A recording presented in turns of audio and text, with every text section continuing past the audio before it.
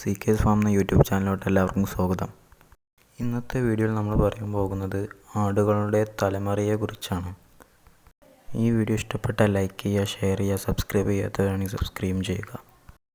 ഈ വീഡിയോ മുഴുവനായി കണ്ടാൽ ആടുകളുടെ തലമുറയെക്കുറിച്ചുള്ള സംശയങ്ങൾ മാറിക്കിട്ടും. പലരുടെയും സംശയമാണ് ആടുകളിൽ ഉണ്ടാകുന്ന തലമുറ ദോഷമാണോ എന്നുള്ളത്. ഇതൊരിനം ആടുകൾക്ക് മാത്രം കാണുന്ന ഒരു പ്രശ്നമല്ല. ഇത് എല്ലാ ഇനം ആടുകളിലും കാണപ്പെടാറുണ്ട്. പല കച്ചവടക്കാരും ഇത് ദോഷമാണെന്ന് പറഞ്ഞ് ആടുകളെ വില കുറച്ച് മേടിക്കാറുണ്ട്. പല ആട് കർഷകരും കാണിക്കുന്ന ഒരു മണ്ടത്തരമാണ് തലമുറയുള്ള ആടുകളെ വില കുറച്ച് കൊടുക്കുക എന്നുള്ളത്. ആടുകൾക്ക് തലമുറ ഉണ്ടാകുന്നതിൽ 2 കാരണങ്ങളുണ്ട്. അതാണ് നമ്മൾ ഈ വീഡിയോയിലൂടെ ചർച്ച ചെയ്യാൻ പോകുന്നത്.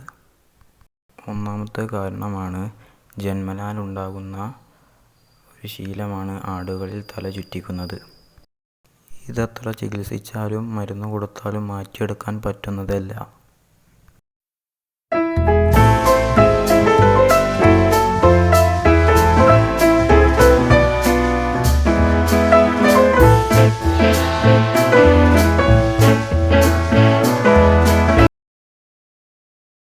ആടുകളിൽ തലമുറ ഉണ്ടാകുന്നതിൻ്റെ രണ്ടാമത്തെ കാരണം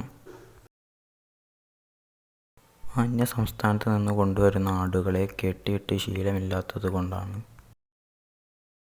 അത്തരം ആടുകളെ നമ്മളിവിടെ കൊണ്ടുവന്ന് കെട്ടിയിട്ട് വളർത്തുമ്പോൾ അവർക്കുണ്ടാകുന്ന ഒരു ബുദ്ധിമുട്ടാണ്. അത് കാരണം കൊണ്ടാണ് ആടുകൾ തല ചുറ്റിക്കുന്നത്.